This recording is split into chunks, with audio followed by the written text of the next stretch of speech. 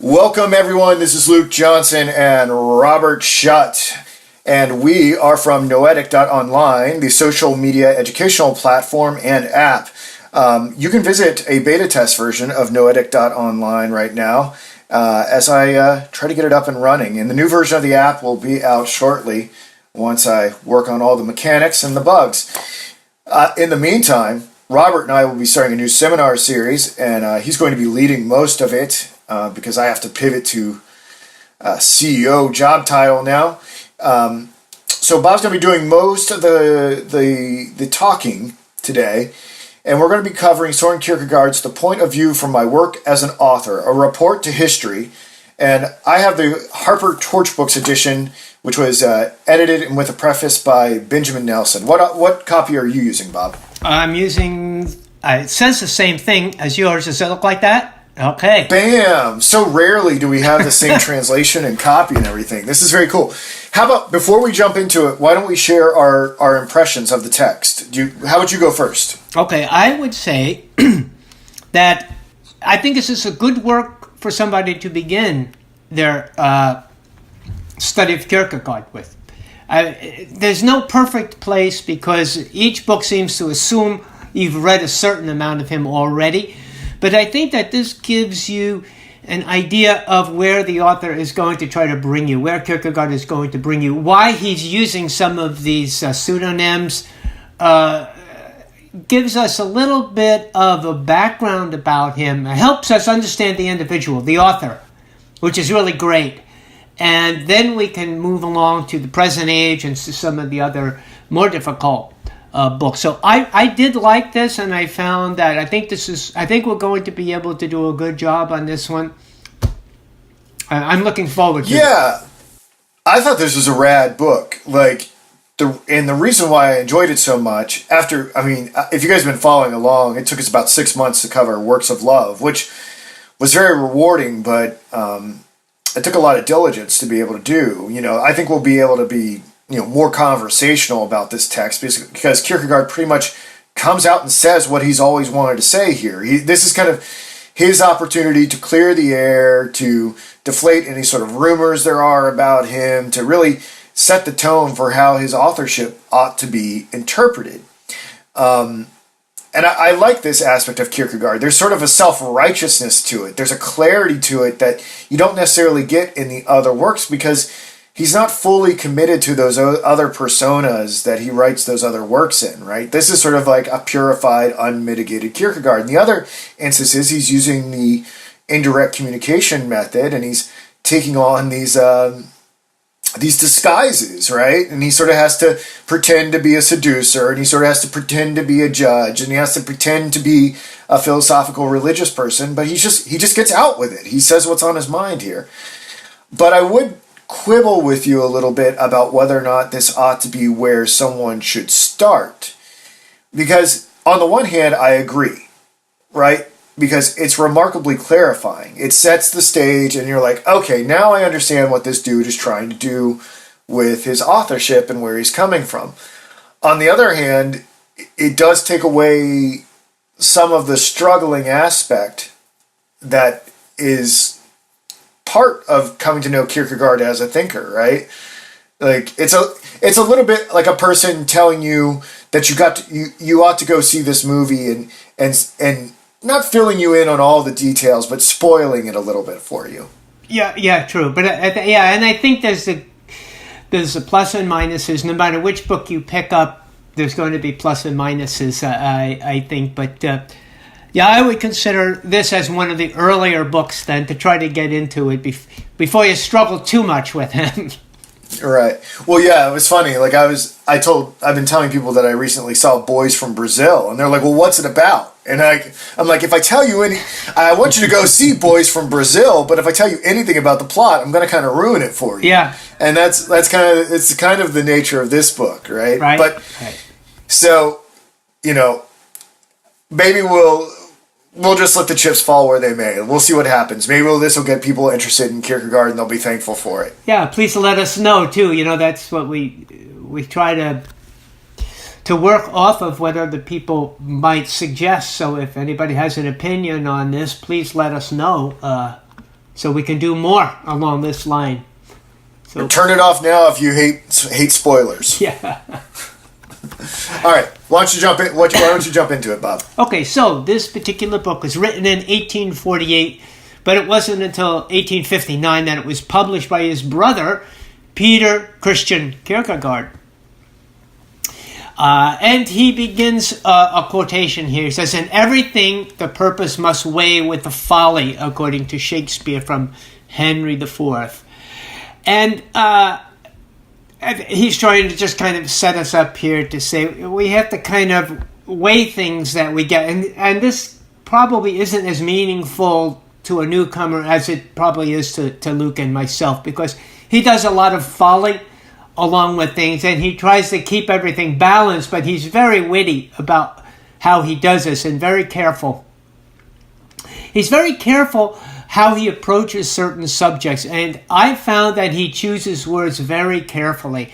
In my small career as an author, this is what I always try to do. I always try to be very careful each individual word that I select, because I know how easy it is to get the wrong opinion, and how each one word might give a different slant on what you're really trying to say. Even though the words may mean the same things, there's just a certain clarity that comes along with some words that aren't there with others. So I guess it's appropriate that we start out with what he calls ambiguity. He mentions his work as being very ambiguous, his works, I guess I should say, as being very ambiguous between two particular topics. One is the aesthetic topic. The other one is the religious topic. By aesthetic, he probably means beauty, as well as feelings and emotions. And I would kind of put it together and use the term the sensual idea of life. Right. And so I think that's the way he's trying to get, and it fits in very well when we look at it as the sensual, more so than as the beauty. So what I thought was kind of interesting that he did in this text is he kind of outright sort of associates this sensual aspect of life with youth, right? Mm-hmm. That there is, and you're going to talk about this a lot, but how he how these stages are sort of linked to the development of the individual, just from a biological perspective, and how he had to find the right tenor to convey both of them. Mm-hmm. And then by the religious side of this ambiguity, he means more the spiritual ideas that we have about God, as well as the relationship that we have with God. And I, after having read the first couple chapters, I kind of have my own way of defining this, and is a sense of divine holiness. So I'm going to probably use that idea of a holiness more so than the religious, because I think religious is, like I say, it was one of those words that if you say I'm a religious person, it creates a certain frame of reference to yourself, and they figure you're dressed in robes, you've got prayer beads, maybe you wear certain hats. Who knows what the word religious might mean to somebody. You have statues in your basement that you pray to. It could be anything. So I like to think of the word as holiness, but we'll see how if I can work that in. And Luke, you can give me some feedback if you would agree. Yeah. I think the thing to think about with religiousness, and something that Kierkegaard was probably on the watch for, was at his time, there were a lot of individuals that considered themselves to be religious, but were sort of just pantomiming kind of what it meant to be a religious person in Copenhagen at that time. And it perfectly parallels to American culture and everything like that, what's going on right now. Like if you were to, the word, if someone were to ask me, oh, am I a religious person? I would hesitate on it, because right. I know there's all this baggage that's associated with it, that like I want to go to Disneyland with my two best friends, Jerry Falwell and Pat Robertson. It's not like that, Mm-hmm. Like that's not necessarily what it means to be religious. Right. To be religious, like you said, there's this more profound sense of holiness. Yeah. So the question that we're going to start with is, was Kierkegaard an aesthetic author writing about religious ideas, or was he a religious author writing about aesthetic ideas? Or was there a transformation of one to the other? So did he begin as an aesthetic author and become a religious author, or was he a religious author and became an aesthetic author? So this is what we're going to try to do. He's going to solve this problem for us. And it's important that we do. This gave me a clearer vision as to why he did what he did. He played and toyed with these ideas and how he would approach the reader, but it was a very serious play that he did. He really tried to figure out, how can I help my reader transition from one point to the other? And I'm going to hold off a little bit on what this transition is until we get a little bit more background. But he did take his religious writings very, very seriously. He didn't start out with religious writings. He felt the need to prepare his reader, and perhaps maybe even himself, by first adopting the aesthetic way of writing. So some of his earlier works, as we'll see, were works that dealt more with the sensual things of life.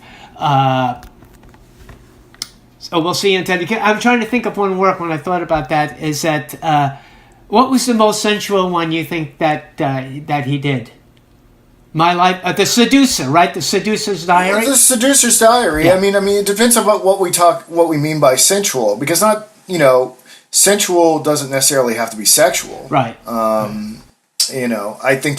I think he would think that there is something sensual about the love for Don Giovanni too, Yeah. right? The oral pleasure and all these different rankings of aesthetic types that go on within this realm of immediacy. So I think sensual is to be understood rather liberally here. Yeah, sure. The Seducer's Diary would probably be one of the books that would come up in your mind when you were thinking about which was one of his aesthetic books. Either or would, of course, be another one.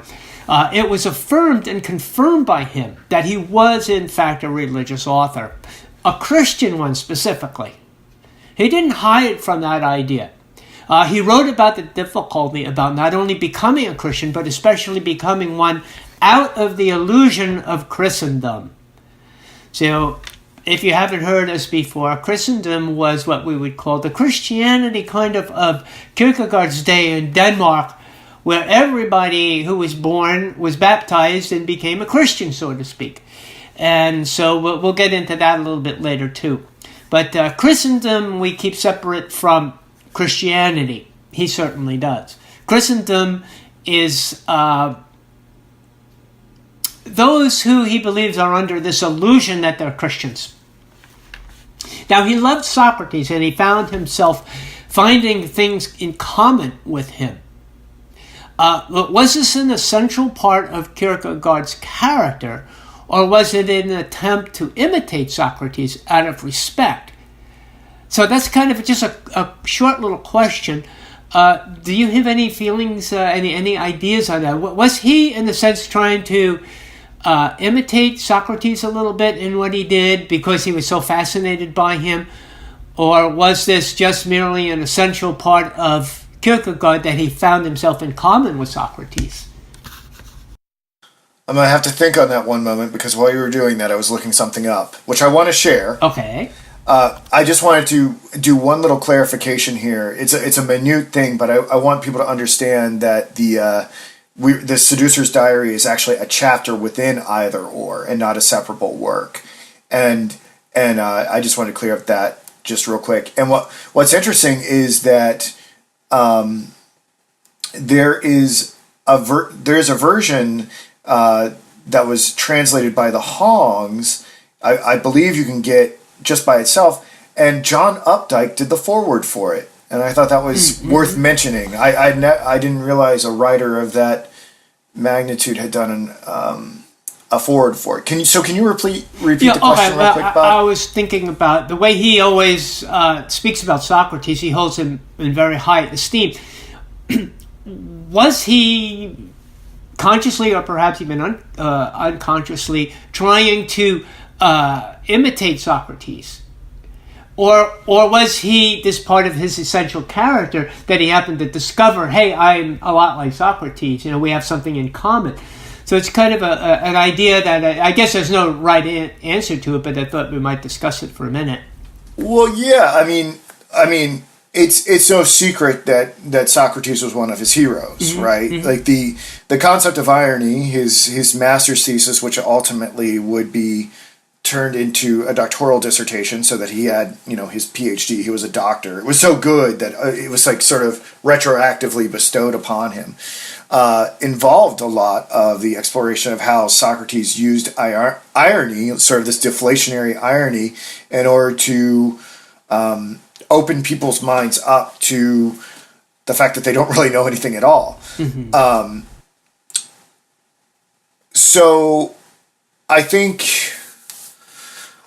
Kierkegaard holds, Kierkegaard has a very unusual relationship with Socrates, because I think he loves Socrates because he almost sees him as sort of a necessary historical step before Jesus Christ can be introduced into the world, right? Like, it's Socrates sort of cleanses the intellectual temple so that truth can incarnate and really take its place there. Mm-hmm. Like Socrates had to go around intellectually demonstrating the falsity of all our knowledge, right? So that the real truth could be brought in.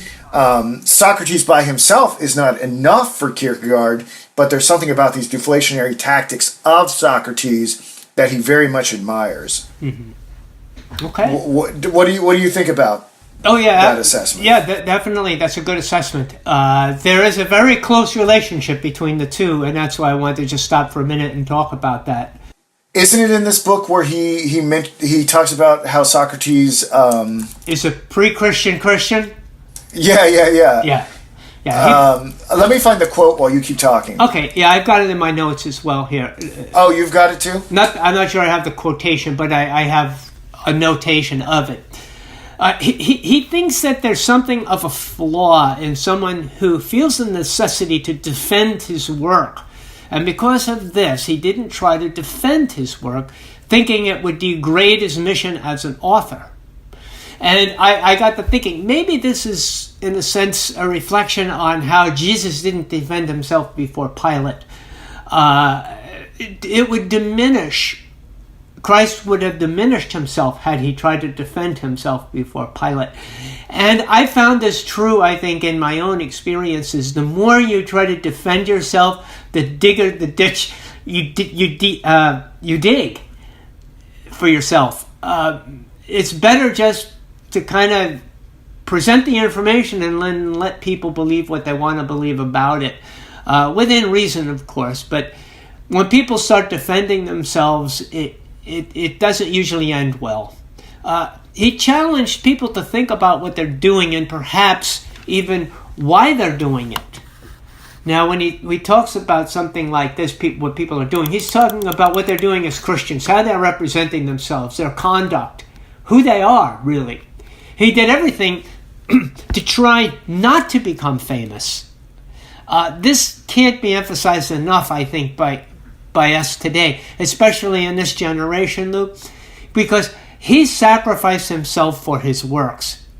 Kierkegaard was not out after fame.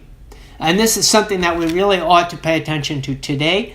It would help us to remove the superficiality of what we see happening today.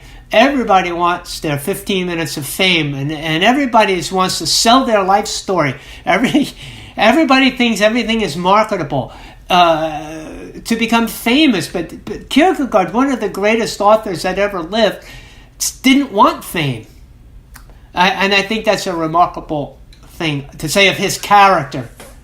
I think what's great about this for Kierkegaard is Kierkegaard understood this fundamental truth about the world. That it's drunk. Yeah. The world is a drunk. The world is a lie.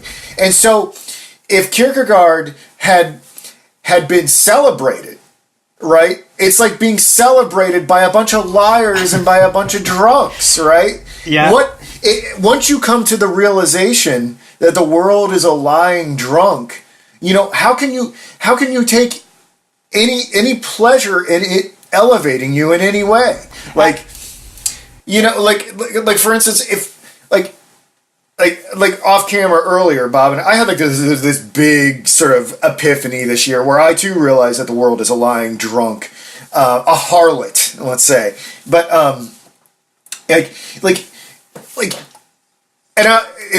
this happened at the same time when a great honorific was bestowed upon me as well.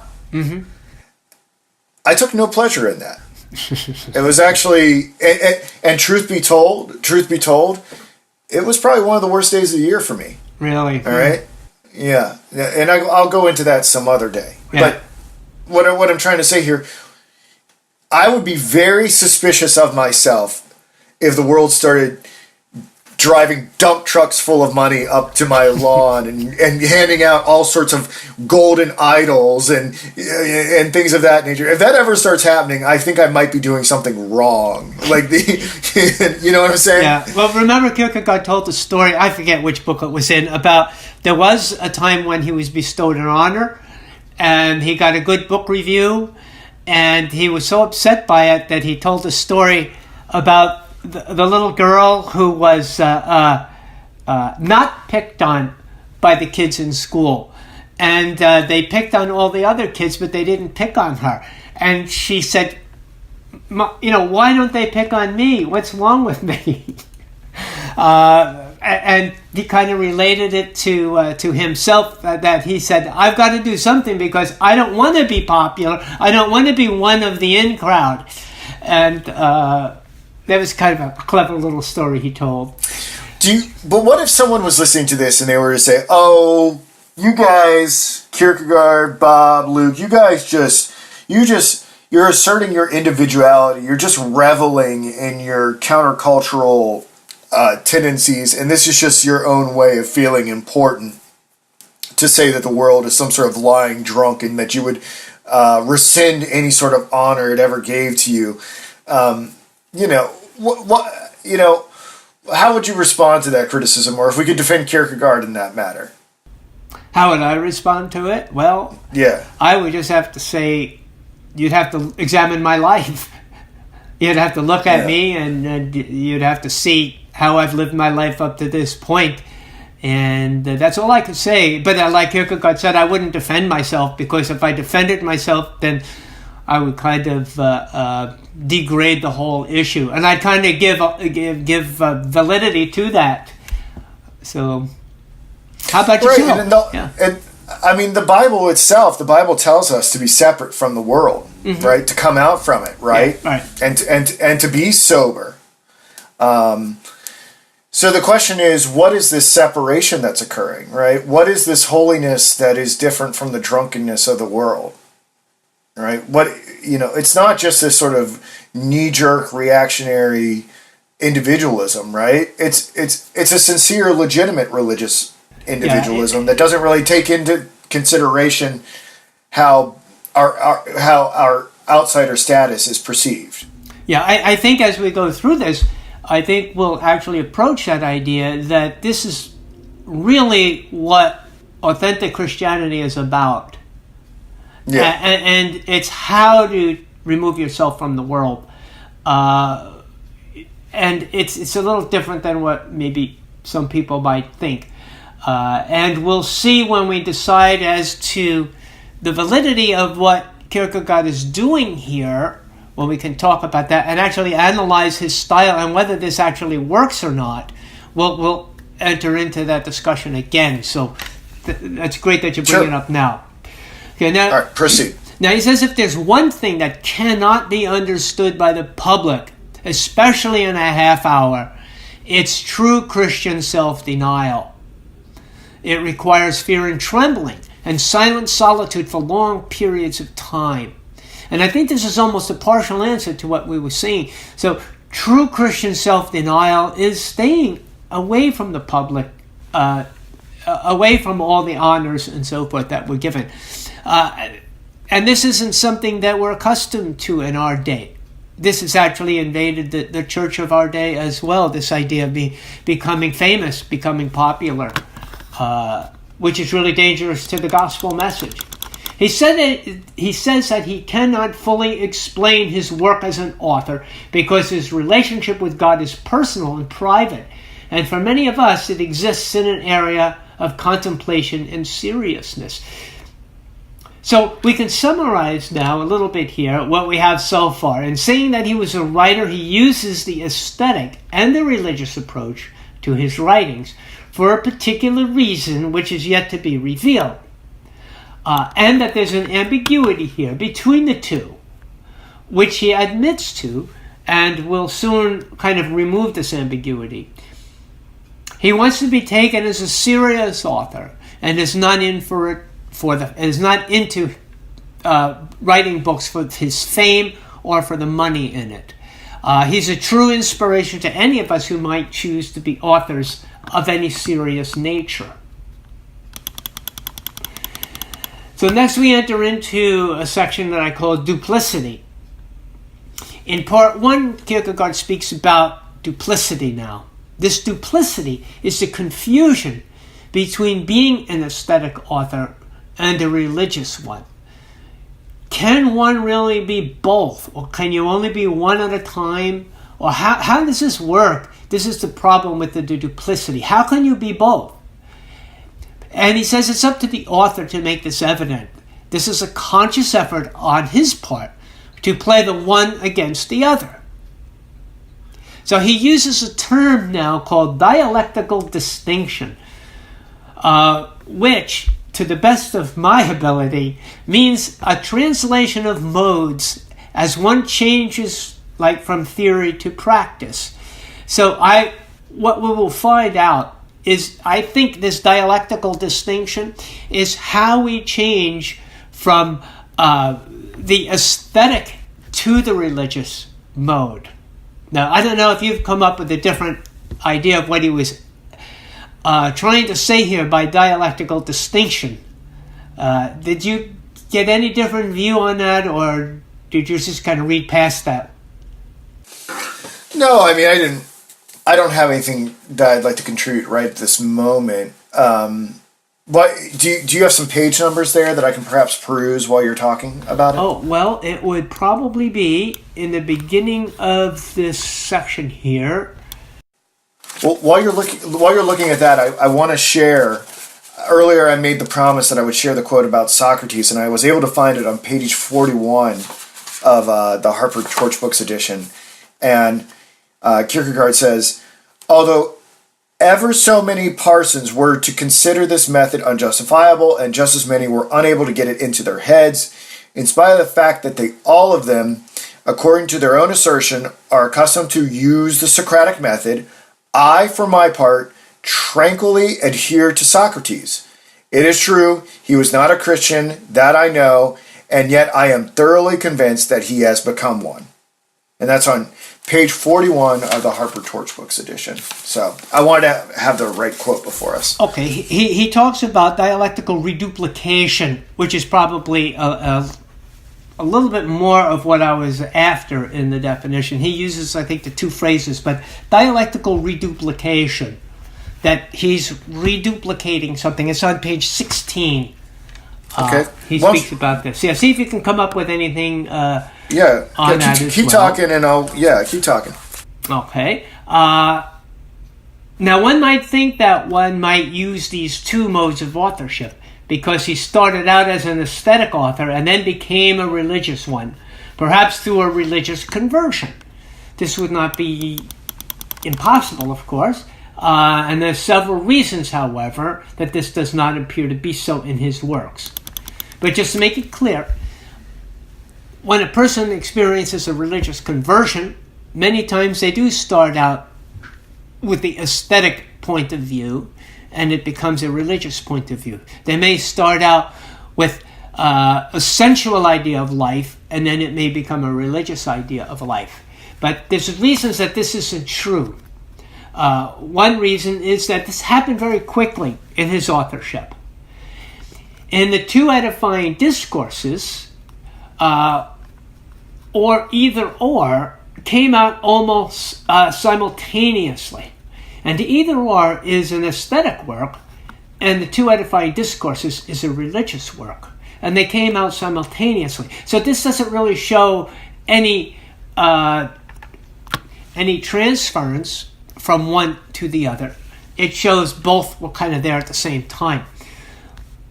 One can see that both are present right from the beginning, and there's no apparent transition from the one to the other. He even had some books that were religious, that were the religious type, that were written prior to those that were the aesthetic, which would show a reversal if there was any kind of a transition. So this doesn't appear to be what was going on with him. The books weren't a reflection of his transformation from aesthetic to religious. So if I have this correct, let me see if I have this correct. What he was concerned about is that because the books came out in a particular order, that people would attribute his own maturation to the release of the books. But what he was trying to say is, like, I'm being coy, and the kernel of the religious was always there. You just didn't necessarily discern it because you think I had this sort of like religious epiphany later on in life. Is that kind of how I am to understand this? And as a matter of fact, I think it's in the next chapter, which we're not doing today. I think he even shows that he went to the extreme of trying to live his life outwardly to kind of reflect something, to help, in a sense, to deceive the public a little bit. Yeah. But we'll hold off on that since that's going to be the next episode. Yeah. So, I'm like giving away too much. No, we don't want to give away too much. In the case of the above, the two discourses and either or, there was an aesthetic article that came out even between these two works. So in that short time frame, he goes from religious to aesthetic and then back to aesthetic again. So there's really no way you can trace this as a growth. He helps us to determine which you consider to be aesthetic and which ones are religious. And do you want to make a wild guess as how we can tell the aesthetic from the religious, Luke? The big clue he gives us? I mean, it wouldn't be a wild guess. I think I could figure it out. I don't remember what his particular clue is. I mean, a lot of it's the signing, right? Whether or not he actually put his name. That is the one. It's the pseudonyms. So the books that he uses a pseudonym, like Hoffniensis, and I don't even remember half of them. Victor Arimatea. Yeah, he's got these funny names as a pseudonym. H.H. And there are how he signed these aesthetic works rather than use his own name, Søren Kierkegaard. But for his religious works, he signs his name, Søren Kierkegaard. So he says that the first group of his writings were the aesthetic ones, and the later group were the religious ones. Of course, we have to consider that there are exceptions to this. Now, in concluding postscripts, he presents the problem on how to become a Christian. This was not an aesthetic work, but neither was it a strictly religious work. It was written under a pseudonym. So we now even see places where he mixes this up here between pseudonyms and religious. So, there's nothing perfect in Kierkegaard's world here. But it's a good indication, if it's a pseudonym, it will probably be an aesthetic work, at least in part. For 2 years, there was nothing but religious works that bore his name. He had at that time come out of his aesthetic disguise. So at one point in time, he said, okay, public, it's me. It's Søren Kierkegaard. These are my religious works. I really am writing these books. So let's summarize again here by saying that he was not an aesthetic author who became a religious one, but actually vice versa. He was a religious author who wrote aesthetic works. But this was done by his design, not by a transformation. Okay, now we're going to enter into part B of the book. The explanation is the author is confessing now to be a religious author all along. He says that his protesting this really would not have helped, but would have hindered his project.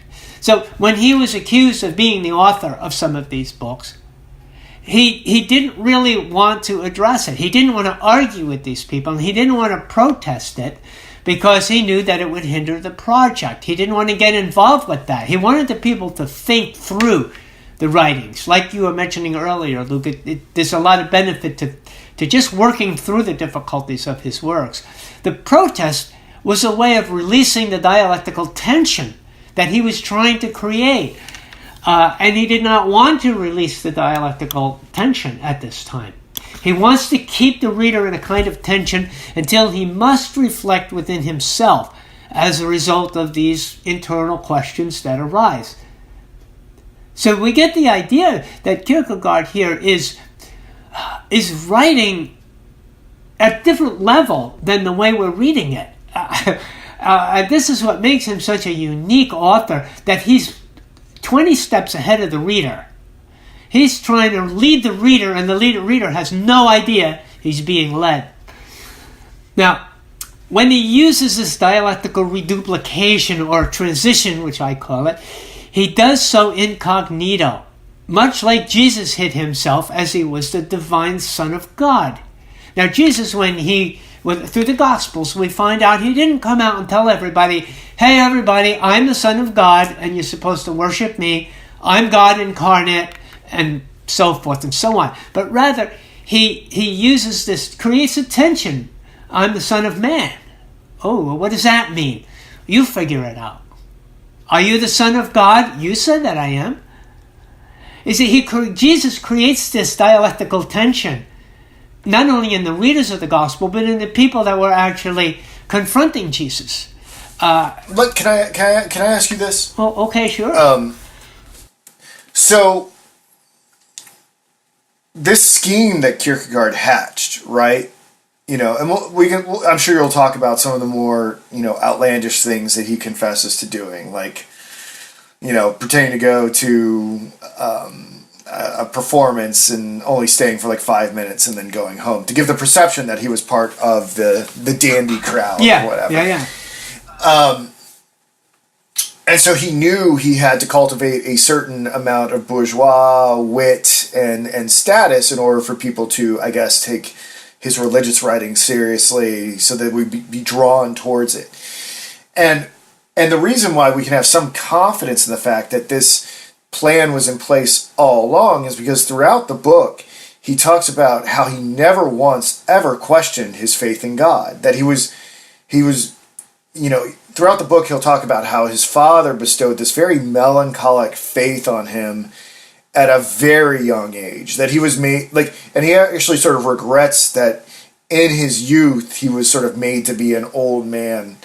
And so he sort of had this understanding of what reality and faith was like way in advance of most people. Mm-hmm. And, that's so foreign to me. That's so alien to me, because me personally, this has been a struggle. And I sort of, I will confess myself to be a born-again Christian now at 37. But it's been a long road to get here, right? And it took some pretty dramatic events. And I'm at this stage right now where I just want to put on placards and ring a bell and be like, find Jesus, y'all. So there's no subtlety to the way that I talk about Jesus Christ at all, mm-hmm. because I figured it out much later in life. Mm-hmm. Now you weren't like that. I don't want to reveal too much, right? You've been in the faith much longer than me, mm-hmm. and at a much earlier age. I mean, does it come more naturally when you enter into the faith to understand this dialectical reduplication technique, this leading people towards Christ with breadcrumbs rather than with a bullhorn like I am? Yeah, I'm not sure that there is a model that fits each of us as to how we grow. But I am going to touch on that later. But I will say for now that I think that some of us go through stages differently. Some of us go through them all at once. Some of them go through them slowly. Some of them kind of loop through the stages. Just from experiencing what other people tell me, I know for myself, well, actually, I haven't totally figured out how I got where I am yet. But we'll talk about that a little bit later. Oh, okay, good. I'm glad you thought about it. Okay, if we were total incognito, or if he were in total incognito, he would have gone through life unnoticed. This is how Kierkegaard planned to do the same thing through such an ambiguity. I think he's addressing Christ here in the sense, if Christ just went through life as a rabbi and never really created this ambiguous tension as to his identity, he would have just gone through life, lived, died, and that would have been the end of it. But because he was who he was, it, along with him, created this tension as to his identity. And Kierkegaard is kind of trying to reduplicate that in a certain way. So to make this work his way, he would have to maintain this dialectical reduplication. So in the case of Christ, one must discover his identity through inward reflection and faith, not to mention divine revelation. So Kierkegaard may have been trying to create the environment that would allow reflection to meet faith through revelation. Kierkegaard will tell us later on, he knows he can't create a Christian. But what I think he's trying to do, without actually saying it, is create the environment that would be conducive to create the Christian. Letting God do the work, but him trying to create the environment. And that's a lot of times all we can do too. We try to create Christians, but we can't really do that, nor should we do that. So I have down here aesthetic author, question mark. So what does it mean that he was an aesthetic author? So he now begins to explain his production, in quotes, his production, as though he would have been an aesthetic author. If one assumed that if he was an aesthetic author, in other words, what would it look like if he really were an aesthetic author? It would be incongruous to explain his religious works. But if one assumed that he was a religious author, it would make much more sense. So what he's trying to explain to us here is if you think I was actually an aesthetic author, it doesn't work. It doesn't logically fit the pattern of how I wrote these books. But if, on the other hand, you assume I was a religious author all along, it makes sense. It would be more clear to think of him as a religious author who used aesthetic techniques to accomplish his purpose than the other way around. So he gives us an interesting fact that when he wrote the book Either Or, he wrote the second part first. So that I didn't know until I read this in this, and I thought that was kind of unique, kind of a little giveaway there. When you write a book, usually you write it from the beginning to the end, but here he writes the end first, and then goes back and writes the beginning. And this project takes him less than a year. I think if I really took my time to study Either Or, it would take me at least a year to do that. But here he writes the whole book in a year. What do you think about that, Luke? Well, it'd be interesting. I want to know more about what specifically he's talking about as the end, right? Because a lot of people forget that there's this little, I do believe the true end of Either Or is this little sermon from Father Taciturnus, if memory serves me correctly. And most of the second volume of Either Or is taken up by Judge Wilhelm. Mm-hmm. So it'll be interesting. I have some follow-up questions about what was really perceived to be the end and how that shaped the narrative arc of that. But yeah, you and I haven't just done a seminar series yet on Either Or. It's so intimidating because it's so long. Yeah, we're saving I imagine it would take us close to a year to cover it all. It blows my mind that he was able to do this. Yeah, it does. I wonder, I'm trying to recall, does this book reveal to us how he was able to be so prodigious? How, because on the one hand I can kind of understand it because I've heard these anecdotal stories about he gave up women and he drank like 40 cups of coffee a day. I've heard stories about that, but something that comes out in this book is that he was a pretty sickly individual too. He would sometimes he would sometimes stay up all night writing and then be out of commission for a couple days. Yeah, So not, it's not not unlike like, somebody I know quite well. well, I'll stay up all night, but I haven't. It takes a lot to slow this train down. but I know I have a window here. I know it won't be like that forever. Yeah. But I mean, where do you think he got this superhuman ability? Oh, this man was. He was a unique individual. He was like, I mean, how can people write songs one after the other, and come up with the imagination? He was gifted. I mean, look at all the people who write novels. I mean, they just pour out novels. But Kierkegaard was not writing novels here. What he was writing took a lot of thinking, very well orchestrated, as you can see here. Each novel, each book he writes fits into a puzzle here. Nobody can get into the mind of Kierkegaard. I certainly can, nor would I even try to attempt to do that. So I can't explain, other than he was just definitely gifted by God with a very special gift. And this is not something, to attempt to do at home. This is something that, unless you have the gift, there's no way you're going to do this. Yeah, and I mean, I know we can say the gift, or he was like the Holy Spirit was using him, and we can talk about it like that. But I mean, I think we can say something concrete about his writing style. I mean, look, you and I know his writing style well. I mean, there aren't a lot of people who've studied it like we have here, in this way. And some of the patterns that I notice about him is that many of his books will have one theme, and that they're echoed in other books, and he'll repeat himself, like, so he can pad a book and make it he can make it bigger than it needs to be in some instances. Mm-hmm. But then it's like he fights through that repetitious nature, and then he has this sort of luminous insight after he's sort of like repeating himself, flash of genius. Well, it's like I said in some of the other reviews that we've done, it's like he's getting this revelation while he's writing. It's not like he's got it and then he writes about it. It's like his writing is part of the process that gives him the revelation.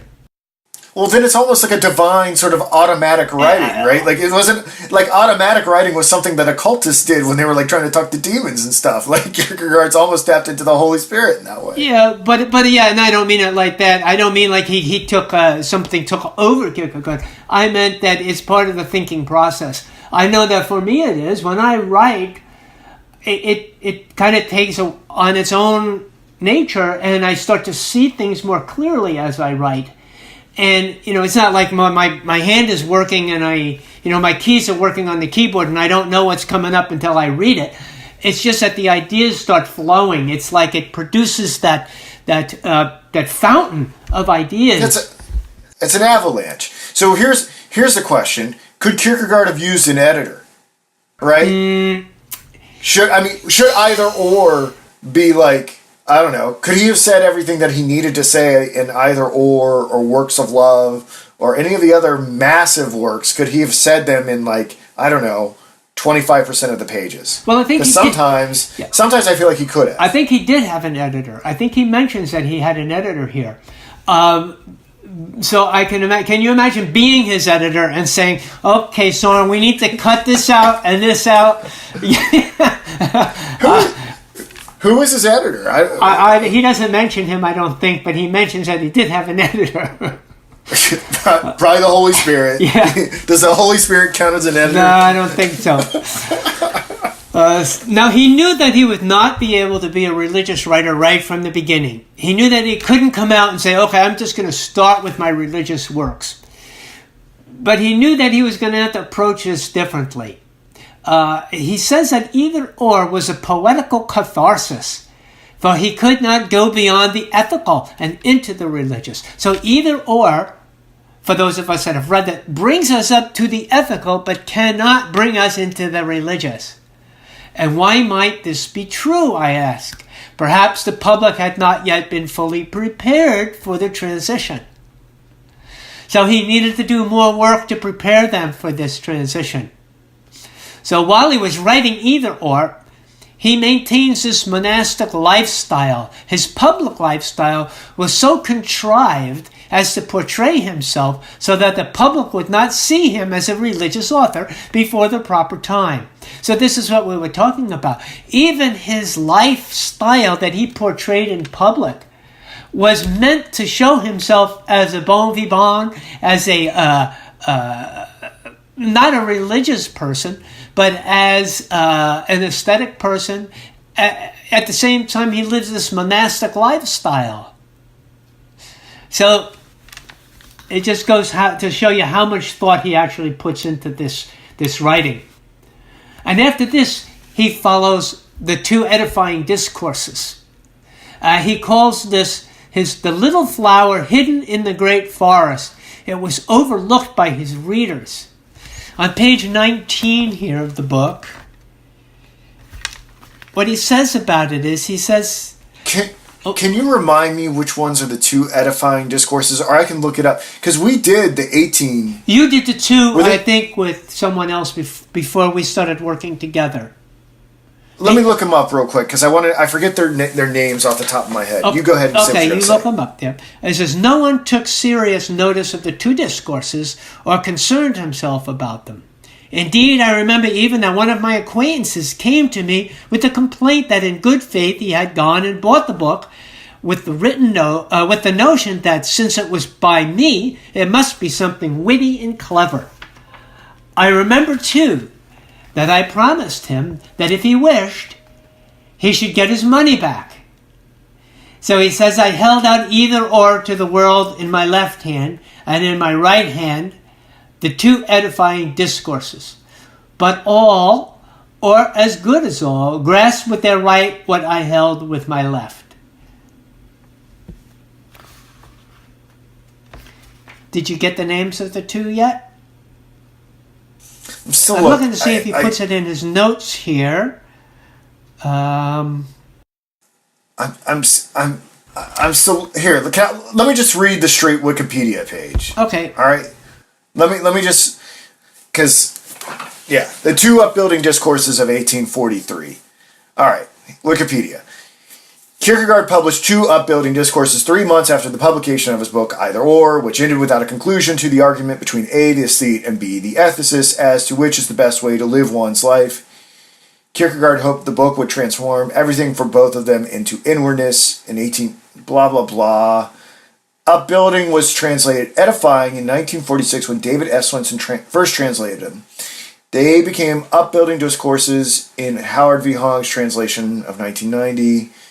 Kierkegaard compared the poet A in Either Or to the upbuilding speaker in a book published in 1846. The decisive difference between the poet and the upbuilding speaker remains, namely that the poet has no end or goal other than psychological truth and the art of presentation, whereas the speaker, in addition, has principally the aim of transposing everything into the upbuilding. This is getting long. Yes. Yeah. Hold on. Oh, wait.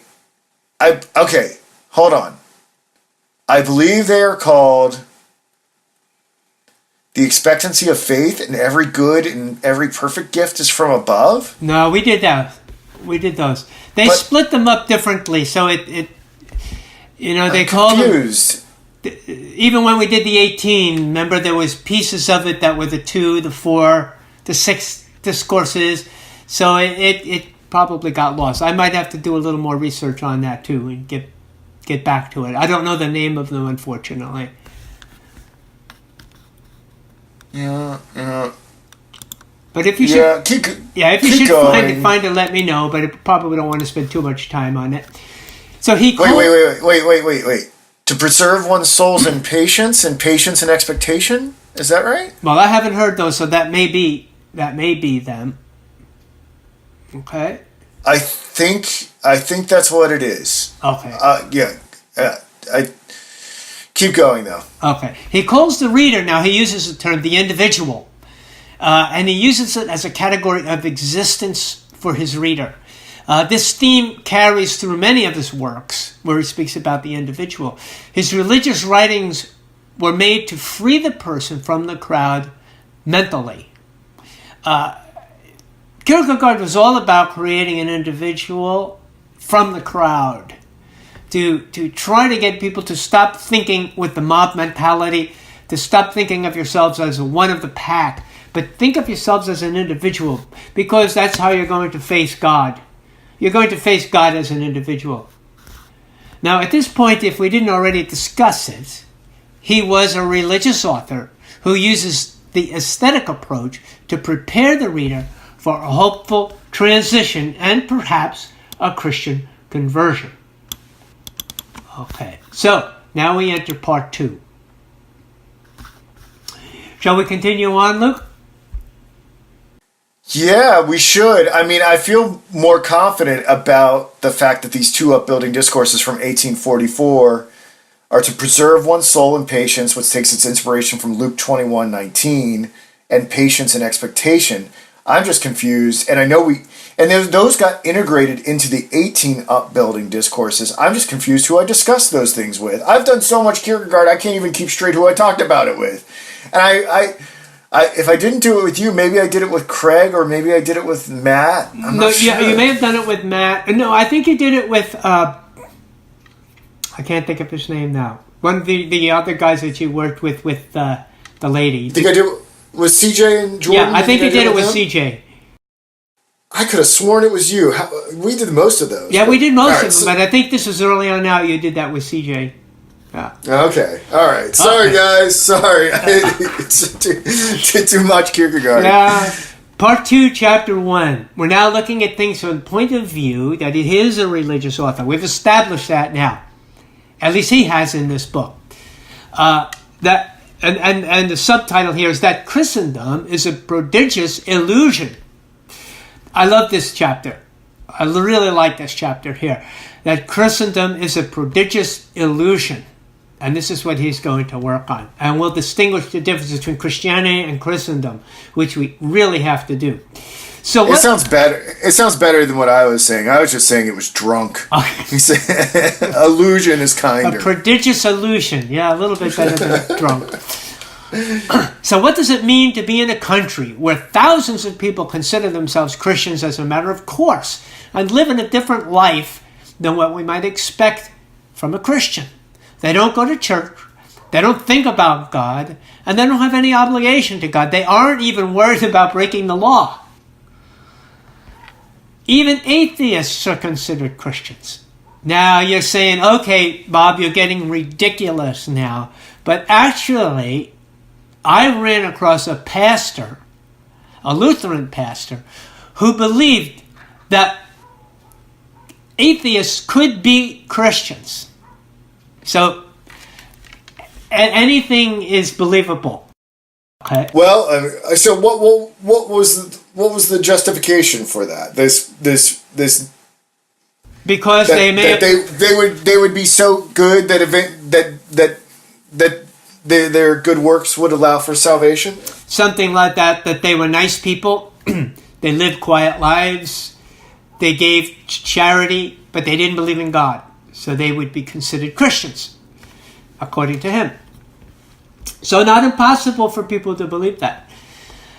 Now he presents us with I'm sorry. It's a comforting idea, right? Like, that's something I would want to believe, right? That ultimately, that God would be so merciful that if an atheist were to die and be like, hey, I know it was hard to believe that I was the Son of God and all this other stuff. Here, you get a mulligan. Now, do you accept me at the crossroads or whatever? Because, like, it's pretty obvious.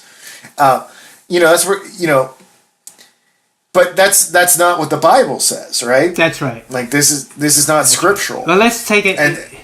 You take your chances. If you want to be an atheist and say, I'll just wait and let God decide for me, you're taking your chances, as Monica says, hell is for eternity.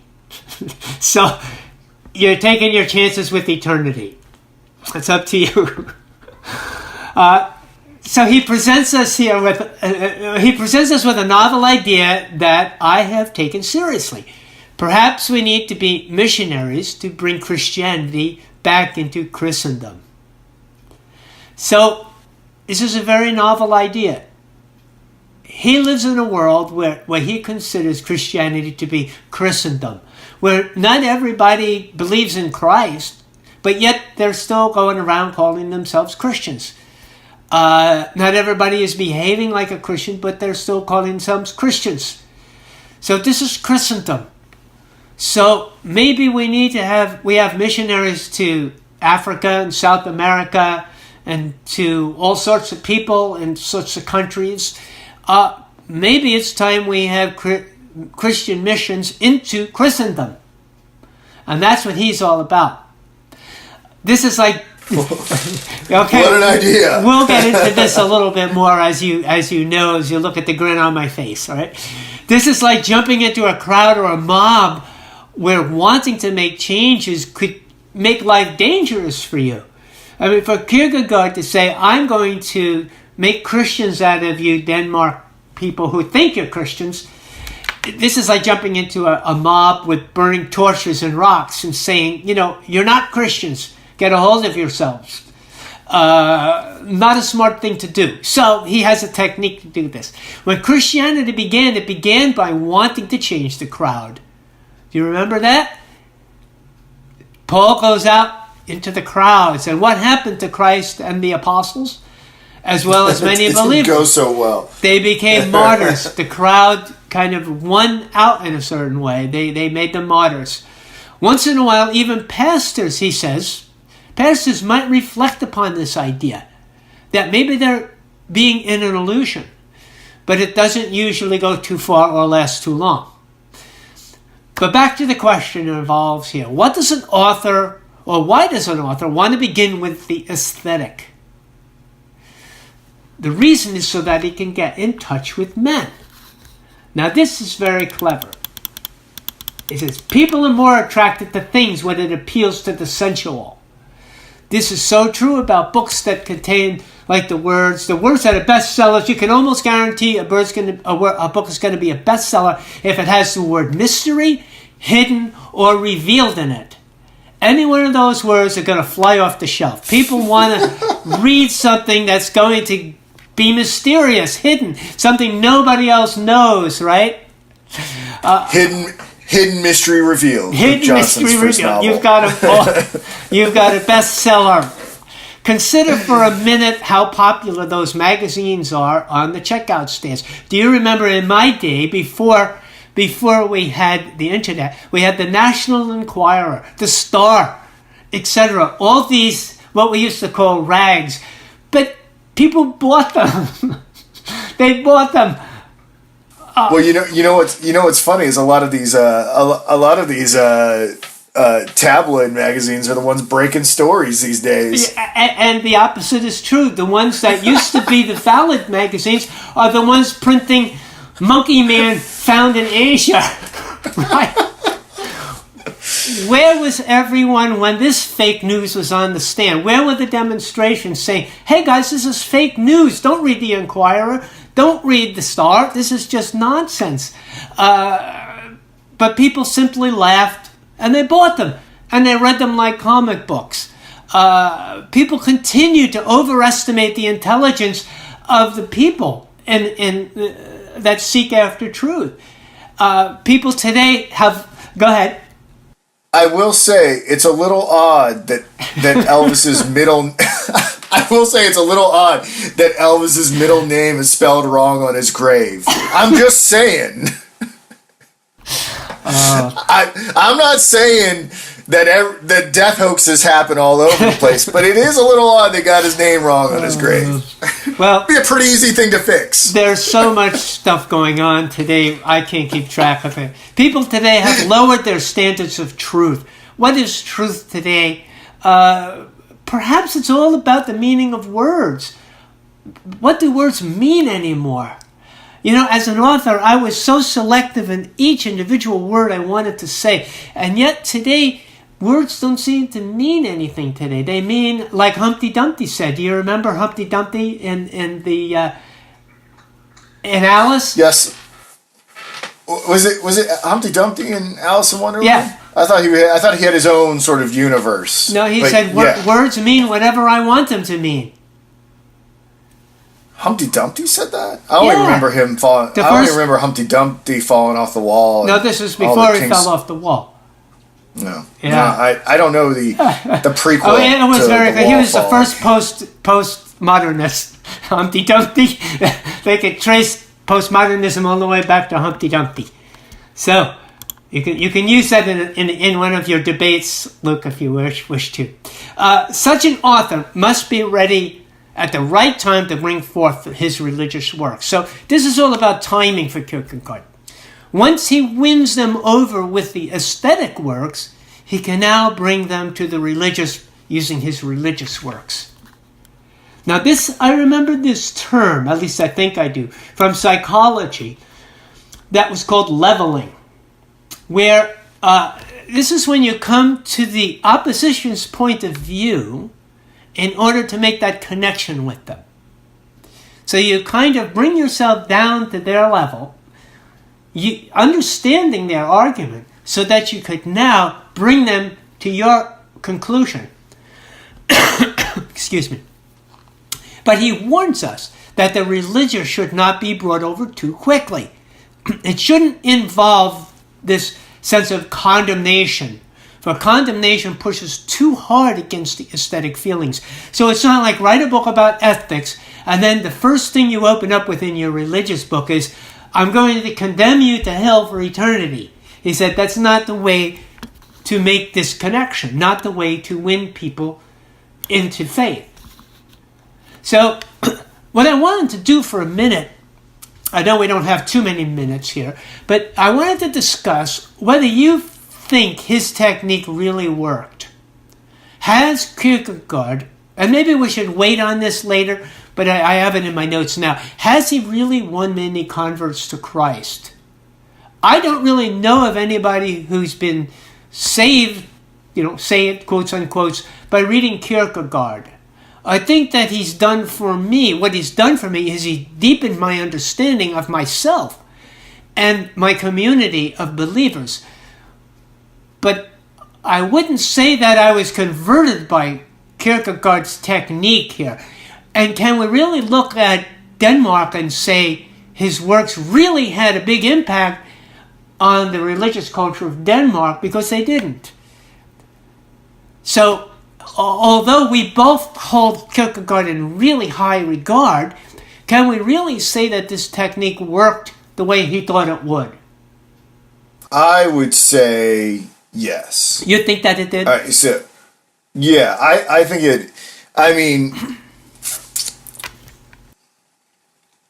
and we have to have a conversation about what it means to convert people, right? Because ultimately, like, Kierkegaard can't do it, right? It's ultimately something that is between yourself and God. So Kierkegaard can really only make people receptive to God's grace. But did he do that? Is what I'm wondering. Or I think so. I think what Kierkegaard does.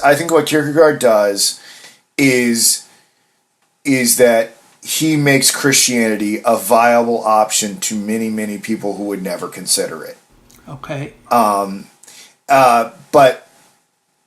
how? But is it enough to push them over the edge to conversion? It brings them right there. It brings them right to the precipice. I know a handful of individuals. Okay. Who I know, and maybe even myself. Like I felt forming an intellectual alliance with Kierkegaard allowed me to sort of proudly call myself a Christian, even though I didn't really go deep into the faith as I have now. It gave me some intellectual tools that made it so I was not afraid to identify as a Christian. Okay. And as far as I knew, this time last year, I would have proudly said that I was a Christian. Little did I know that I would have this deepening sanctification process that would go on this year, where I would become sort of I hate to say it, I guess I'm kind of a radical now. Like, I'm kind of a radical Christian, I was talking to Bob off camera earlier. Like, when Bob and I first started working together, I was to the left of him, and And now I might be I might be an extremist compared to Bob. Shifted places a little bit here, huh? A little bit. So I don't know, but I would say there are individuals who were led right up to Christ because of Kierkegaard. It made it a workable idea. And I would say, this from my own personal life, I know that people in my own personal life are reading Kierkegaard because of the work that we've done. Now, whether or not they'll become Christians, I don't know. To be determined. But if you look at the long game, like decades and centuries, I would say Kierkegaard's method is working. Good. But over the short run, I would say no. It's not a quick fix. It's not gonna solve the world's problems overnight. But I think as time goes on, I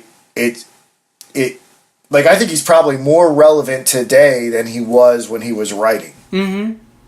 I think he is more. He's more effective at winning souls for Jesus Christ in 2017 than he was in 18. When was this one written? It was 40. Yeah, published in 59, I think it was, or something like that. But after his death, post-mortem. So this would, I guess, this probably would have been written somewhere in the early 50s of the 19th century. So I think he's more relevant today, and I think he's still doing work today. I would say that he's needed more today than he ever was before. So I'm hoping that there can be an upsurge, and that people really can come to read him more. I'm not so sure there's a lot of serious-minded people left, but I hope that there is. I hope I'm underestimating the public. But I know in my life he's deepened my understanding as he has with you. So perhaps if I had come to him before I was a Christian, he might have had that effect of leading me up to conversion. See, you were lucky because you got to be a Christian early on. See, he was like a bridge for me. Yeah. Right? This goes back to what we were saying earlier. Like, he was a pretty essential stepping stone for me. Yeah. Now, he says here, so when we evangelize, we must come to their level in order to understand them and their point of view. It should not be done by deception, but merely for the sake of knowing your adversary's point of view. Now, this might work, actually, if you really want to teach somebody something, is what he says here. If you want to be admired, then you might try another technique. For true effort begins with self-humiliation.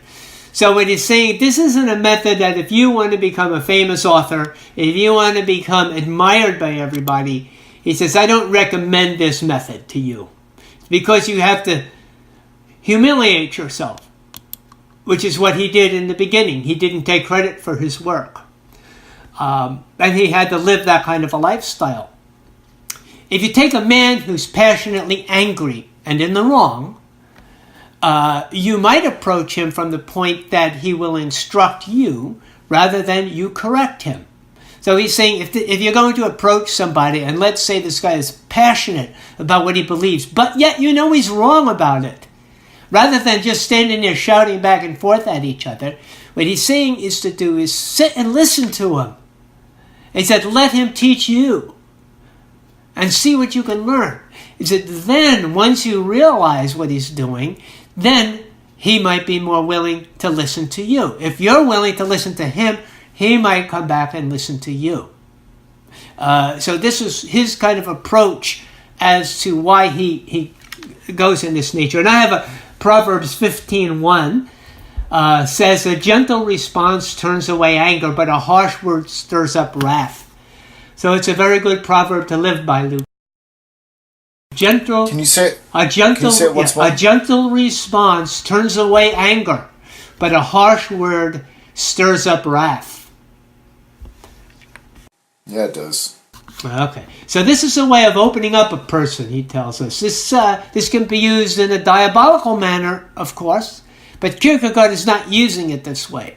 We have to really want to achieve truth for the individual.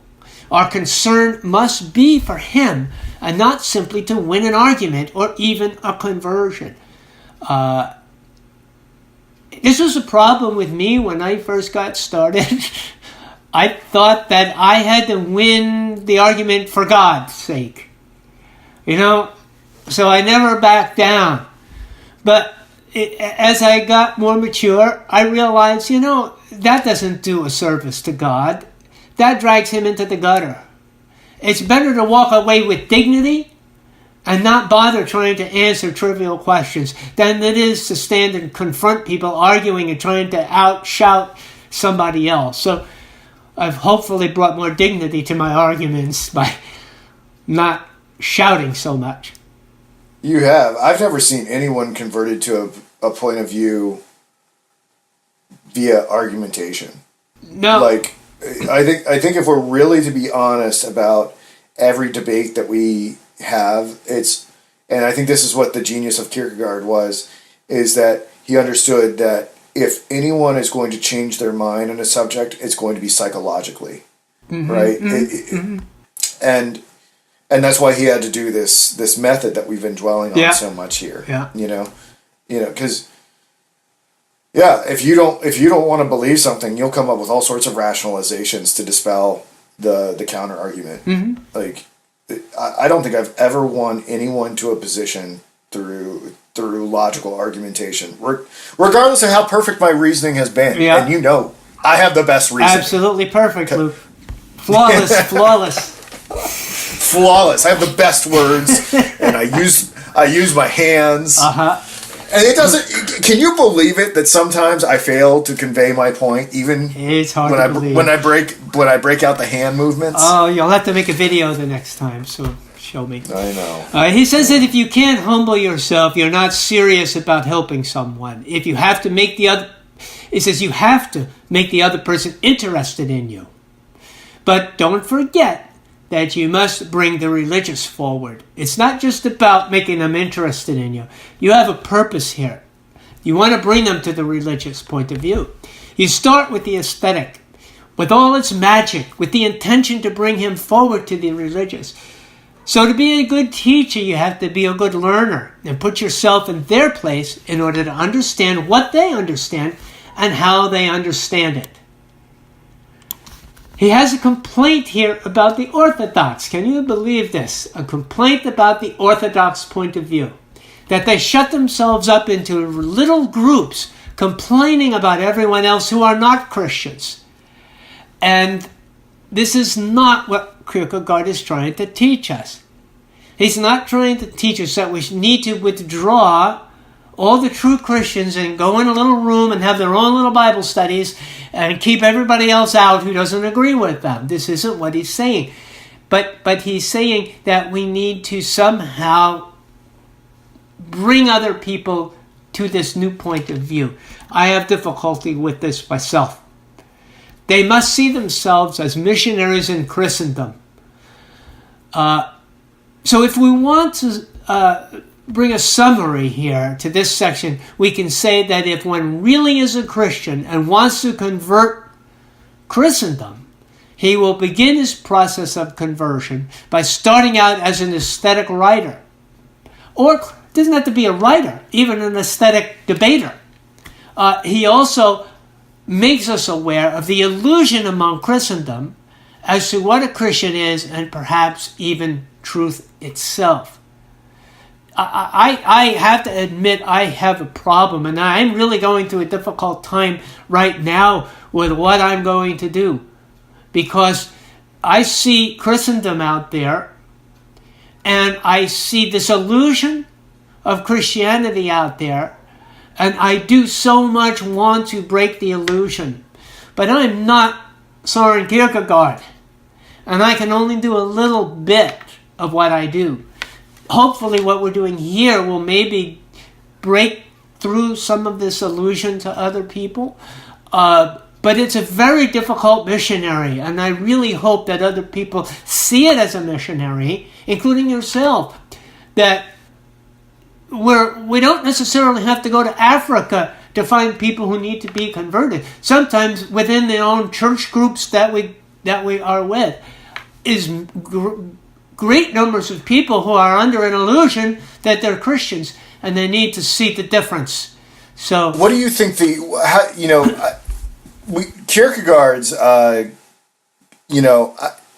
Kierkegaard's description of the illusion of Christendom, right, drawing from this work and others, right, is that it got sort of interwoven with the state, right, and that theological matters were often decided by majority opinion and things of this nature, right? It became more external performance. yes.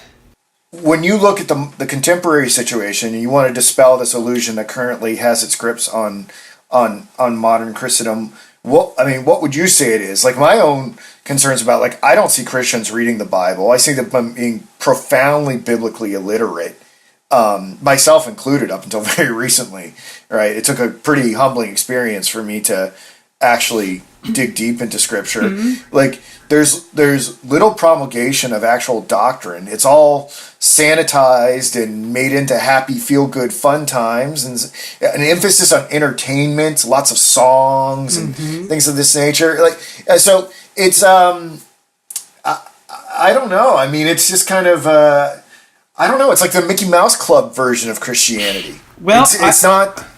That's my concern about it. Well, what I'm going to say here is tune in next week or tune in 2 weeks and find out the answer to that question, because I'm going to answer it in our next podcast. But I don't want to give it away yet. Well, what I will say is, for homework, I want everybody to try to identify in the Christianity that they see the aesthetic. What is aesthetic about Christianity today? What is sensuous about it? What are they appealing to? Are they appealing to the senses, our senses? And if so, what sources are they using? How are they trying to appeal to our senses? And so that's where I would kind of leave this right now. Because I think when we answer that question, we can see where we are in modernity and where Christendom actually lies, and where it separates from Christianity. Right. And the thing is, I've been going through Jung's Man and His Symbols, casual name drop there. And he talks about a lot of varieties of religious experience. We may have, it's not, our diagnosis of the problem with modern Christendom is not, especially since we're in kind of a fractured Protestant nation, it's not going to be necessarily the same, right? Like for instance, like, we've got like people who handle snakes, right? Yeah. In their religious experience, and then we have other people who rock out at church, like with the smoke machines and the modernized hymns and things like that. So, what we may say about one particular schism of Protestantism might not be the same that we would say about another. And then we have the other sections that's filled with ritual and recitations that people have no clue what they're actually saying, but they've learned from childhood what to say and how to say it. So, this is all part of that sensual appeal of Christianity. Are we using that sensual appeal? And if so, what does that mean? Should we all become Quakers? Are we on that path? Are we on that path to become religious? Are they leading us into the religious like Kierkegaard? Or are they leading us away from the religious? Or are we simply stagnant and stuck in this mold until Kierkegaard or someone like him comes along and breaks that barrier that's holding everybody back from becoming religious? Or is the religious that narrow path that Jesus talks about? So we'll see in a couple of weeks when we do lesson 3. I'm on the edge of my seat. Can you see this?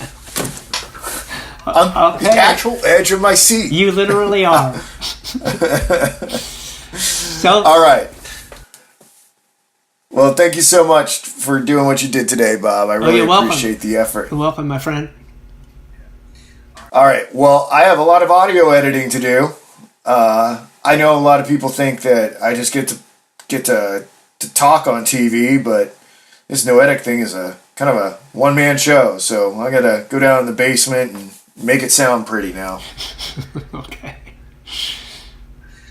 But you can watch the live stream on YouTube for right now. I hope you all know that we do have improved audio versions because I understand that my internet connection is not the best. It's very, but we're getting there. We're getting there. So, thank you, Bob. Thank you. Is there anything else you'd like to say? No, not right now. All right. I will talk to you again soon, my friend. Okay, you too. Have a great night. All right, bye.